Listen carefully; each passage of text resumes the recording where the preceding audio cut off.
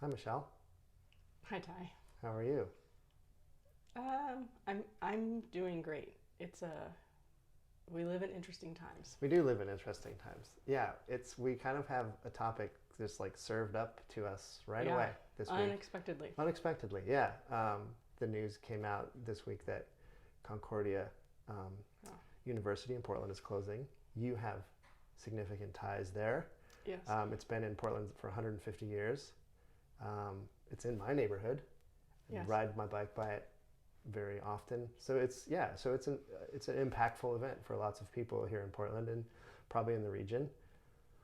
Um, so that's where I thought we kind of dive into that and talk about kind of what's going on there more in the big picture than yeah, in the small picture. Yeah, there's lots of people's lives who are affected, and there's lots of students looking for um, next steps after what is it, May 2020? Is that the yeah. I think yeah, end of April they end plan to of do their April? last Yeah. commencement.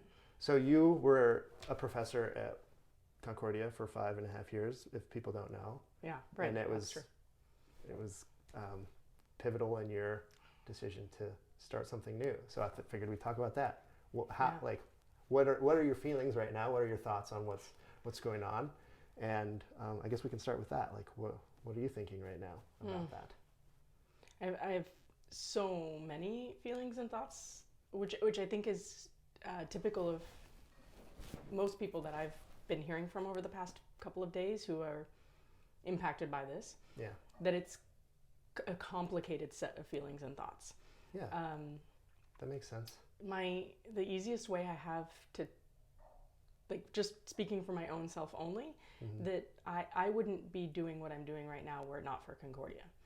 I mean, both in the good and in the, like, the Not so good. taking inspiration Yeah, from things that you see that are not so good, that you want yeah, to do something better, you know. yeah, yeah. Like you mentioned that to me earlier. Like wayfinding wouldn't exist without Concordia, which is Absolutely. interesting. That Yeah, is absolutely, I 100% true. yeah, And a lot of that is because, well, Concordia, they hired me and brought me to Portland. Like, I wouldn't be living in Portland if it weren't for Concordia. right. And the people I met there, the students that I met there, the faculty, the staff, the people I got to be friends with and still am friends with, Yeah, the founding team for Wayfinding came because I was at Concordia and people I met either directly or indirectly through being there and through doing the TEDx Concordia U Portland event. right. So, like, I have Concordia to credit for all of that, for my entire network, for the people who helped make Wayfinding exist. Right. And what I'm hearing from a lot of people as they process it, I think it's like the stages of grief Mm-hmm. as people are going through this Yeah. and thinking about the good times and the gratitude and how much the place meant to them. Mm-hmm. And I think I'm also hearing from people who are thinking back on their time there, because I think the news came out and people were like, "Oh my gosh, I'm shocked, I'm Yeah. surprised," and then they're like, "No, Yeah. actually, wait a minute, I'm not that shocked, I'm Right. not that surprised." Right. And then they're reflecting back to when, at least the people I'm talking to, was about 10, 12, 10, 8 years ago Okay. that we were there, um, and the conversations that were happening then, Mm-hmm. and our gut telling us those conversations then were like, "Oh no, Mm. this is not the direction that this institution should be taking for its future." Like, the faculty and the staff and the students were like, let's not go that direction. And so now it unfortunately feels a little bit like it's sort of The fallout kind of from those big decisions that were about a made. decade ago. Yeah. I, Huh. I think, I mean, it's way more complicated than that. Sure. And we Right. don't know Right. all of the story, but Yeah. I think that's, like, Feels like a part of it at least. definitely. Yeah. And it's like kind of what's happening in general with higher education transforming as an industry and trying to navigate that and figure out what comes next. Right. I don't think I don't think Concordia is any necessarily different than other Right. places. It's just has a much more personal connection for me. Totally. And we talked about last time, like just the idea that fewer students out of high school are choosing college as an option. So that's obviously going That's to part of impact, it. especially for smaller schools. Yep. If you're not a huge state school that doesn't really have to worry about a couple thousand here or there. Right. But if you're Concordia, with how many students roughly? Like, The articles I've been seeing say that they peaked at around, I think it was 7,000 students, the vast majority of whom were online graduate students. Yeah. So that's also part of the puzzle of the model there, is Right. that the vast, like the campus that you and I know, the one that you bike past all the time, the one that I spent my days at, the one where I hosted the TEDx events, Right. that on-ground campus is only a small portion of their overall student count. It's, I don't know what it was most recently. When I was there, it was right around 1,000 students on ground, maybe a little bit more. Yeah. But the growth all happened in the online, mostly graduate programs. And that was part of the decision that you're talking about happened 8-10 years ago around like, what should we do? How should we like grow? What should our vision for the future be? And a lot of students were like, it shouldn't be online, or it should like we maybe don't put all your eggs in that basket. Well, is that kind of the conversation that was had, or? Yeah. And I think the big picture conversation that was being had back then is what is the identity of this place? Right. What is it that this organization can be the best in the world, or the best in the region at least at? Right. And a lot of the faculty and students, and I was still kind of new to Concordia, but this was what drew me to wanting to teach there. Sure. Was that it's a place where students are seen and valued, and you have genuine, authentic, very close relationships. It's a tight-knit community. The people who work there out of passion and love and care for the students.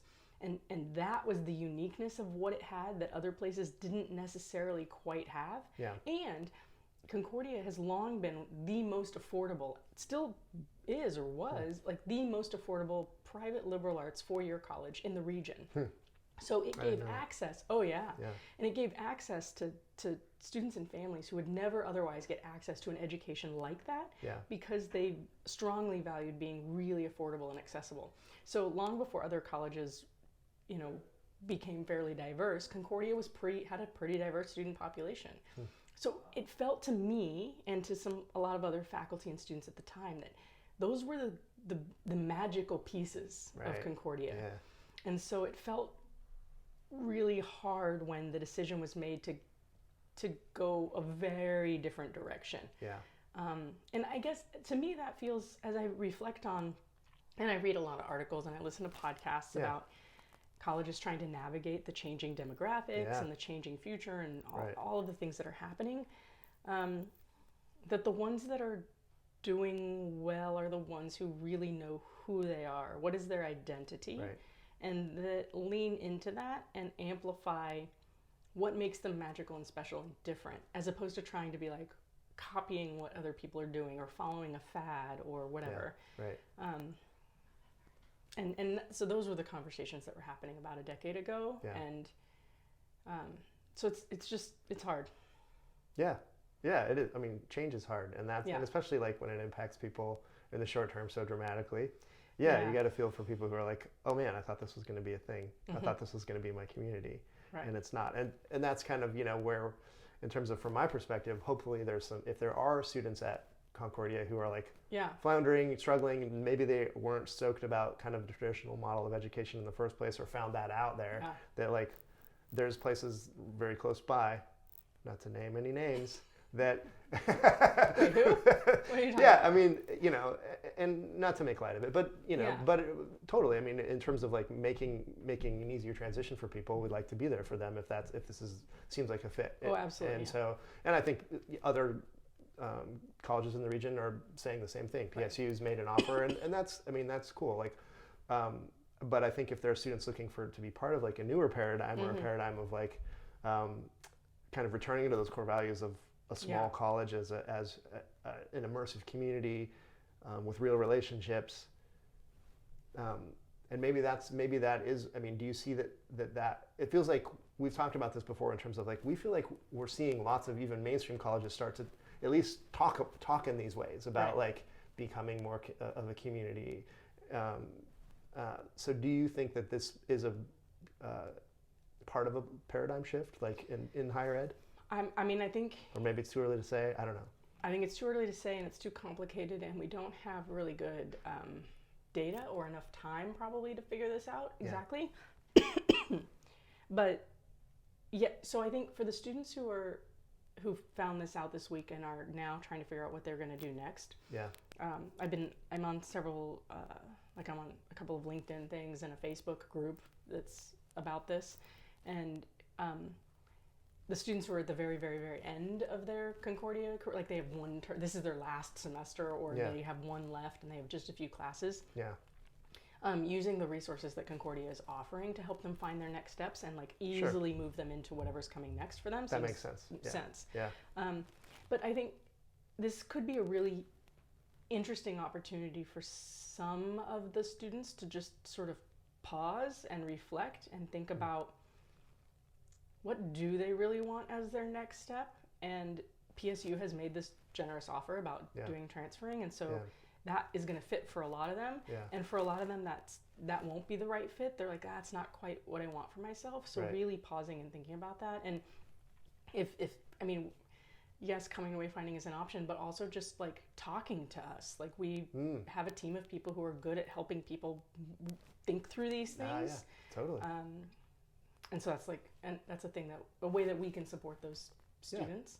I think, I don't have a whole lot of data to back this up, but except for data that we've collected internally about why people come here, is that they crave community, like authentic, genuine connection. They want to be seen, they want to feel valued, they want to feel like they matter.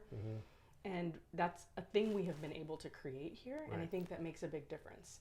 I don't know if it's like a demographic trend or a generational thing, except that, I don't know. I mean, a lot of young adults grow up with this media and this technology that creates creates distance. Yeah. And way more so than even 10, 20 years ago. Exactly. Right. Exactly. And so they, like, the concept of what it means to sit and have a conversation like this, or to have a real, genuine relationship with somebody face to face in person, is a thing that there's not a whole lot of practice of. A lot of those relationships are built at an arm's length or through a device or whatever. And so I think humans crave that connection. So maybe the hunger's even more now because there's less of it, like just built into the systemic way that humans communicate. Right. And so things that are good for humanity, things that are good for people, things that are good for purpose, those are the things that are good for humans. Right. And potentially what we're ultimately finding is that those are also things that are good for colleges. Right. Like creating organizationally, like that is better for organizations. That is better for the way we conduct ourselves in communities. And it's not this quantity over quality and online platforms and all of that. That's probably not what we need as a species. And certainly I would say probably not what most individual humans need. Right. So, I mean, unless you're doing a very specific kind of niche education where that easily translates.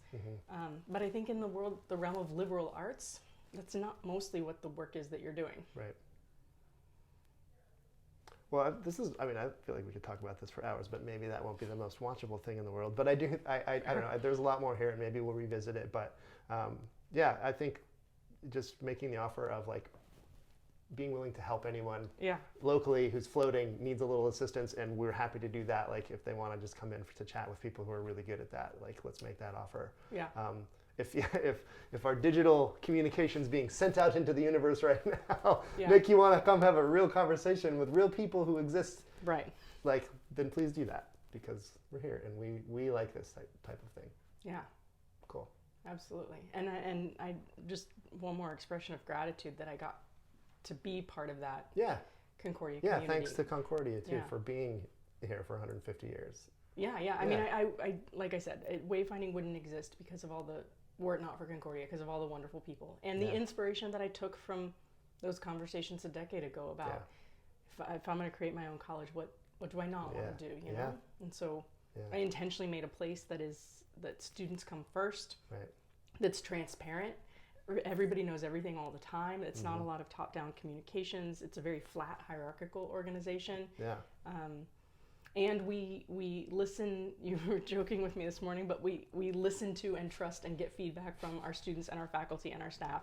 And maybe we go overboard on that. Like maybe we ask for too much input and too much feedback and we listen too much. But I'd rather have it be that way. Yes, err on that side. Yeah, I'd rather err on that side. So a lot of what Wayfinding is today that makes it a place that people want to be comes from my experience at previous places and drawing from those lessons. So So even though those, are sort Yeah. of to the negative, I feel like there's still a lot of good that has come out of that place and will Totally. continue to come out of that place. Absolutely. Yeah. Onward we go. Indeed. Cool. Thanks, Michelle. Thank you, Ty.